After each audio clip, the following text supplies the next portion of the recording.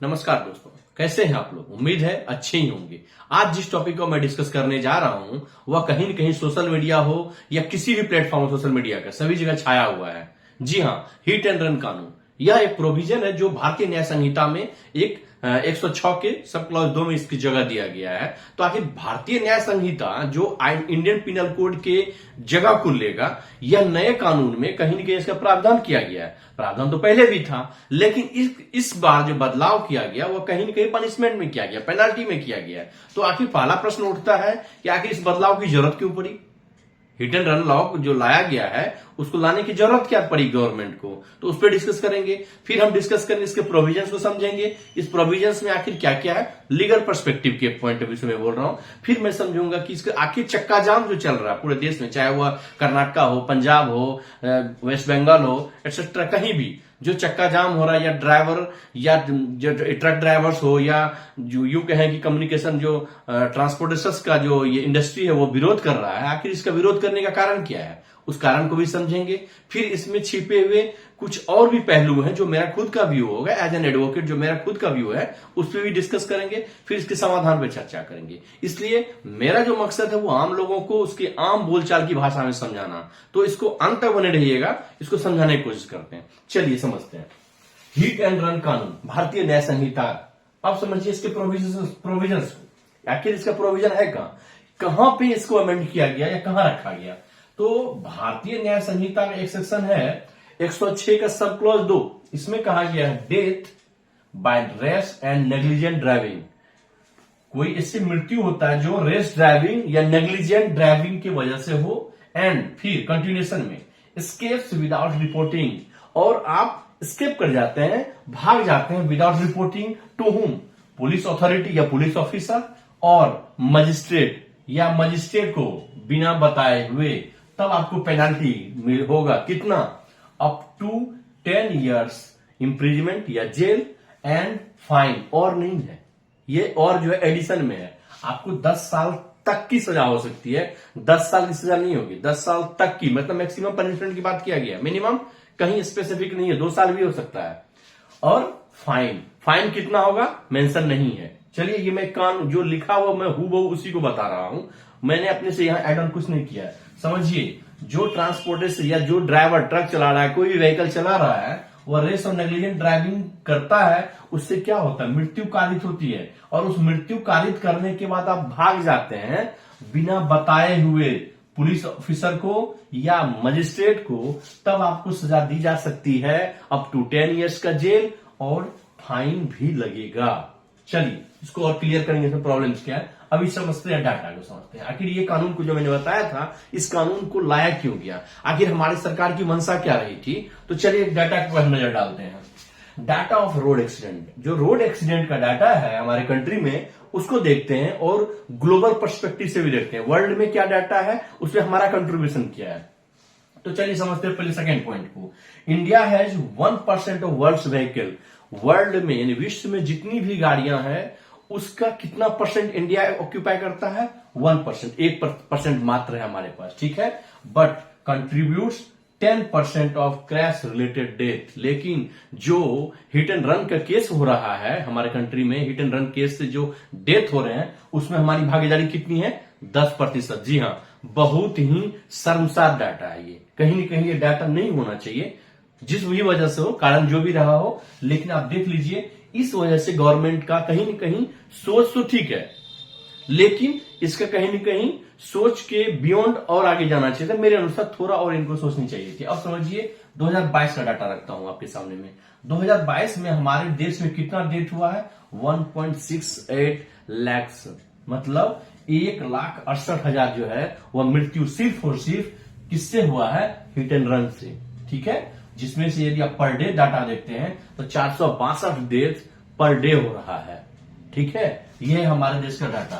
इसी डाटा की वजह से कहीं न कहीं हमारे देश की जो सरकार है उन्हें लगा कि कहीं न कहीं स्ट्रिंजेंट कानून को ही कड़ा कर दो तो यह कहीं न कहीं कम हो जाएगा, उनका यह सोच है, ठीक है। अब समझते हैं हम लोग सब इसके पहलू को, रीजंस ऑफ प्रोटेस्ट। आखिर जो हमारे ड्राइवर्स हैं, ट्रांसपोर्टर्स हैं, चक्का जाम क्यों किए हुए हैं, विरोध क्यों कर रहे हैं, विरोध, उनका जो विरोध है वो लॉजिकल भी है या नहीं, मेन पहलू यही है समझाने की। चलिए समझते हैं। पहला, पेनाल्टी एक्सेसिव, कहता उनका जो ये पेनाल्टी जो है वो कहीं न कहीं एक्सेसिव दिया गया है। पहले 2 साल था, उसको बढ़ा के 10 साल कर दिया गया। कहीं न कहीं पेनाल्टी बहुत ज्यादा कर दिया गया, बिना सोचे समझे मैकेनिकल वे में यह लाया गया है, उनका कहना है। दूसरा, fails to consider challenging work condition. Work condition जो इन लोगों का है, कहा जाता है उन लोग ट्रांसपोर्टर्स का कहना है हमारे वर्क कंडीशन को जो है, हमारी कार्स जो हालात हैं, परिवेश है, उसको कहीं न कहीं इग्नोर किया गया। अब भैया आते हैं कि कौन कौन से वर्क कंडीशन की बात वो करते हैं। उनका कहना है कि हम लोग लॉन्ग ड्राइविंग करते हैं, लंबा लंबा दूरी तय करते हैं, तो कहीं के हरासमेंट होता है, इस वजह से भी कभी कभी हम लोगों से मिस्टेक हो जाता है, गलतियां होती है। ठीक है। दूसरा, रोड कंडीशंस। रोड कंडीशन यदि आप देखेंगे, हर जगह पे 6 लेन तो बना नहीं है। हमारे बिहार और उड़ीसा का स्थिति बहुत ही डमाडोल है। नो डाउट कि अभी बहुत ज्यादा अच्छा काम हुआ रोड। अभी का जो रोड है, 10 साल पहले का जो स्थिति देखेंगे, उसमें ट्रिमेंडस परफॉर्मेंस उन्होंने, हमारे जो मंत्री उन्होंने किया है। नो डाउट बहुत अच्छा हुआ इसमें काम, लेकिन अभी भी यह 100% नहीं है। आप यह तो कंपेयर कर रहे हैं, लेकिन यह क्यों नहीं सोच रहे हैं भाई, ये भी तो हमारा ही हिस्सा था। इंफ्रास्ट्रक्चर किसका काम है? इसको दुरुस्त नहीं है, जिस वजह से काम एक्सीडेंट होता है। आंसर है हाँ, बिल्कुल होता है। तीसरा आइए, पुअर विजिबिलिटी। जो रास्ते में गाड़ी चलती है उसको विजिबिलिटी भी जो है कभी कभी कई बार क्या होता है, पुअर होता है। जैसे अभी का समय चलिए, ठंड का मौसम है, अभी फॉग होता है रोड पे। फॉग होगा तो फॉग में दिखता नहीं है, तो वहां पे रोड एक्सीडेंट होना तय है, होता भी है कई सारा। अभी देखेंगे आप ये अभी का जो सीजन है फॉग का, उसमें रोड एक्सीडेंट आपको इवेंट हर तरह ट्रांसपोर्ट में हो सकता है। कहीं के बस से आप लॉन्ग डिस्टेंस करते हैं तो वहां पे डर बना रहता है। दूसरा है नो स्ट्रीट लाइट। आपने रोड तो बनाया, क्या हर जगह स्ट्रीट लाइट है? आपके नेशनल हाईवे पे हर जगह स्ट्रीट लाइट है क्या? आंसर है बिल्कुल नहीं है। आप मेट्रो में बना दिए हैं, अभी हमारे जैसे बिहार जैसे स्टेट है या बंगाल का है जो स्थिति है, स्टेट हाईवे को तो भूल जाइए, नेशनल हाईवे पे भी कई जगह पे अभी लाइट का, अभी विजिबिलिटी का प्रॉब्लम अभी बरकरार है। और जो एक और कंट्रीब्यूटिव फैक्टर है जो कंट्रीब्यूट करते हैं इसको, वो है बिहेवियर ऑफ कम्यूटर्स। जो कहीं न कहीं, अभी मान लीजिए फॉग है, आप रोड क्रॉस कर रहे हैं रात में या सुबह की बेला में, तो आप कभी ये सोचते हैं कि ट्रक आ भी रहा है या नहीं आ रहा है, आप रोड क्रॉस कर जाते हैं बेधड़क। या कभी कभी लोग इतने हरीड होते हैं कि सोचते हैं मोबाइल बात कर रहे हैं रोड क्रॉस करके, तो उस वजह से भी रोड एक्सीडेंट होता है। हर बार ड्राइवर्स की गलती नहीं होती है। तो चलिए, ये सब तो इनका कहना है। अब आइए इनका जो अलग जो रीजन है, एक और रीजन जो बता रहे हैं वो बता रहे हैं फियर ऑफ मोब वायलेंस। मान लीजिए रोड पे दुर्घटना घटती है, हो सकता है आदमी जीवित हो, मृत्यु नहीं हुआ हो, लेकिन वह इलाका जो है था वह घनी आबादी का इलाका था। यदि वह रोक के उसको बचाएगा तो खुद मर जाएगा वो। कहीं के हमारे कंट्री में ये भी दिक्कत है, लोग इतने सेंटीमेंट में पे लेते हैं कि वो उसको कहीं के मोब वायलेंस का डर होता है, और उसमें क्या होगा, गाड़ी का भी नुकसान होगा। हो सकता है गाड़ी पे पेरिशेबल मटेरियल लदा हो, उसको लूट लेंगे लोग और ड्राइवर को ही मार देंगे। इस डर से भी कुछ लोग ऐसे हैं जो गाड़ी में दुर्घटना होने के बाद भी बचाने के लिए उतरना चाहते हैं और नहीं उतर पाते हैं, जिससे उसकी डेथ होती है। यह भी एक कारण है। अब आइए, ये एक इंपॉर्टेंट फैक्टर है जिसपे हमारे गवर्नमेंट ने शायद नहीं सोचा, इस पे मैं भी इस पे सहमत करता हूं। Against principles of equality. अब समझिए, प्रिंसिपल्स ऑफ इक्वलिटी की बात क्या करता है कि समानता का जो विचार है उसको यहां नहीं रखा गया। इसी सेक्शन का जो 1 नंबर का क्लॉज है 106 का 1, उसमें दिया गया है डेथ जो है वो नेग्लिजेंट एक्टिविटी से, किसी अदर नेग्लिजेंट एक्टिविटी से यदि डेथ होता है तो पनिशमेंट 5 साल का होगा, अप टू 5 इयर्स। यदि डेथ जो है वो कारित कब होता है, नेग्लिजेंट एक्ट किसके द्वारा, डॉक्टर्स के द्वारा, तो 2 साल का सजा होता है। क्यों भाई?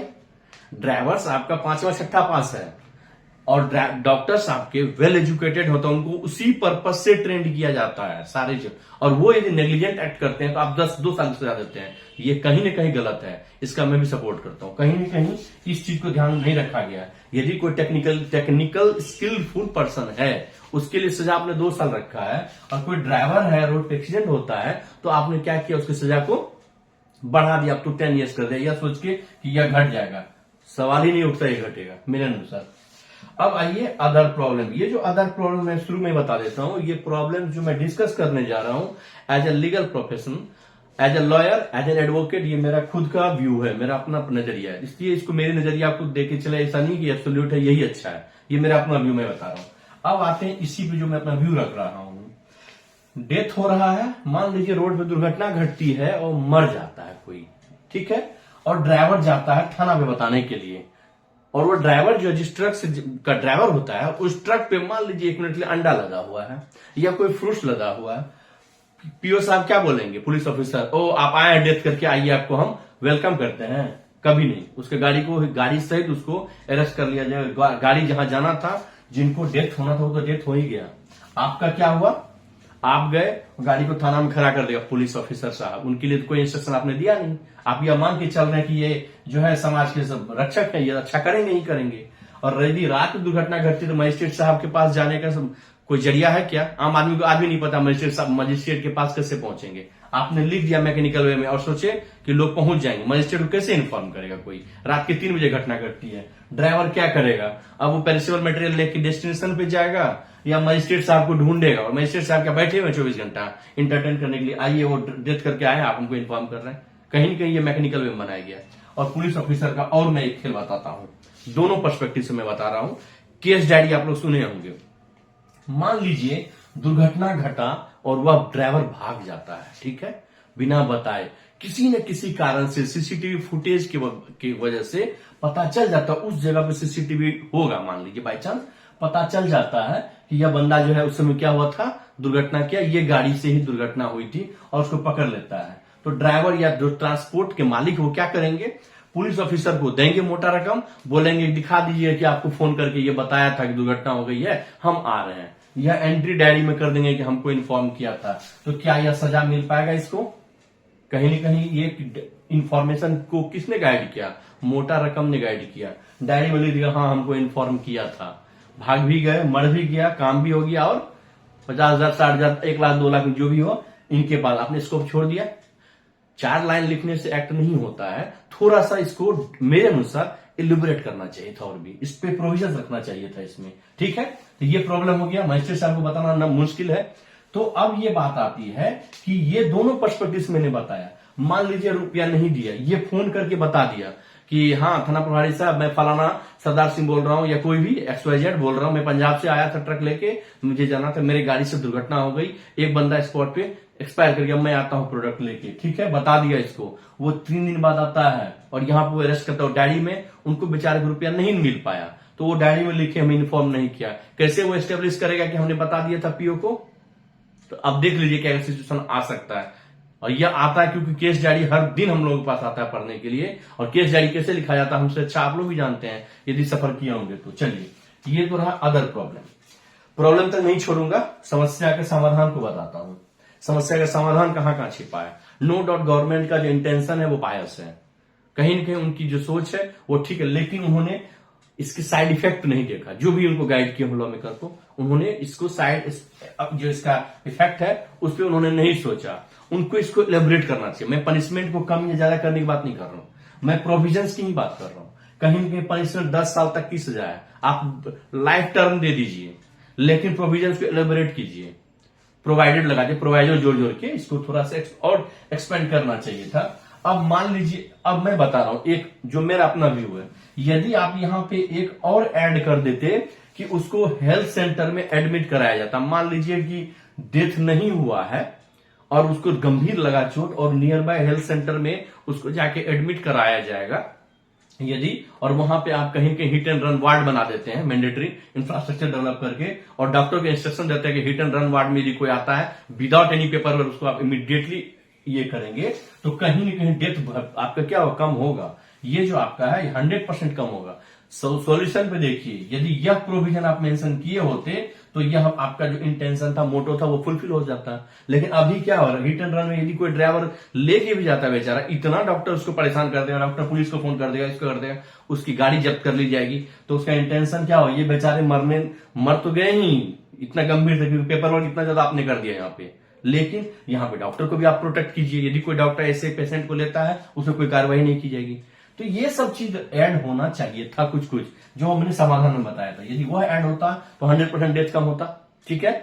और अब आ जाइए, इनका जो समस्या है, ये जो समस्या बताया, इस समस्या का समाधान यदि आप कर दीजिएगा तो कहीं ना कहीं ये प्रॉब्लम भी कम होगा और समाधान मिलेगा। अब आ जाइए लॉन्ग ड्राइविंग। लॉन्ग ड्राइविंग किसका प्रॉब्लम है?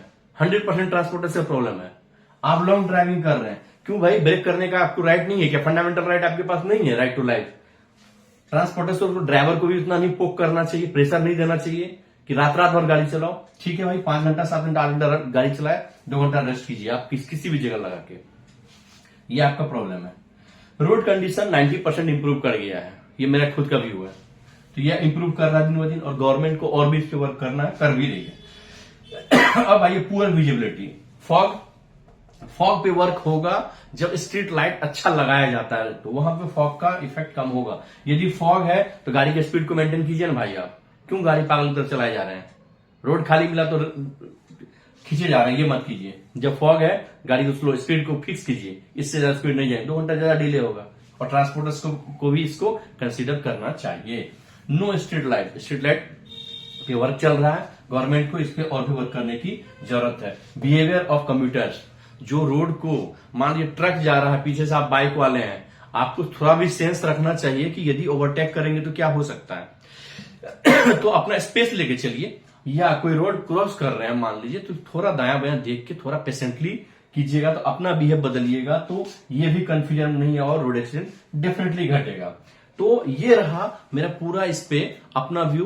तो कहीं न कहीं यदि हो सकता है कि इस पर्सपेक्टिव से या आपके चक्का जाम करने से गवर्नमेंट इस पे सोचे, और गवर्नमेंट सोच भी रही होगी, हो सकता है उनको रियलाइज होगी इसको और एक्सटेंड करने की, एक्सप्लेनेशन की, इसको और एलोबरेट करने की, और कुछ ऐड करने के या घटाने की जरूरत होगा तो डेफिनेटली करेंगे। या हो सकता है कि इंप्लीमेंटेशन के बाद उनको यह रियलाइज हो इसमें कुछ न कुछ सुधार की जरूरत है, तो डेफिनेटली करेंगे। और हम लोगों का विरोध होना चाहिए, लेकिन विरोध कहीं न कहीं दूसरे लोगों के लिए समस्या का कारण नहीं बनना चाहिए। याद रखिएगा, आपके विरोध से कहीं न कहीं पूरा का पूरा सिस्टम जो है वह ट्रांसपोर्टेशन पे बेस्ड है, वो ना है, उसकी वजह से कहीं न कहीं मार्केट इन्फ्लेशन भी डिसाइड होता है। तो हर बात का ध्यान रखिए, कहीं न कहीं लोगों के अदर लोगों के बारे में सोचे, हंगामा इतना ना करें कि आपकी राष्ट्रीय क्षति हो, इस सबको थोड़ा ध्यान रखिए और अपना विरोध जताएं, लेकिन विरोध का तरीका हमेशा शांति प्रिय रखिए। यदि आप लोगों को मेरा वीडियो अच्छा लगा हो तो कृपया करके इसे आम जन तक जरूर फैलाएं, ताकि लोगों तक लीगल अवेयरनेस, आम बोलचाल की भाषा में जरूर फैले। जय हिंद।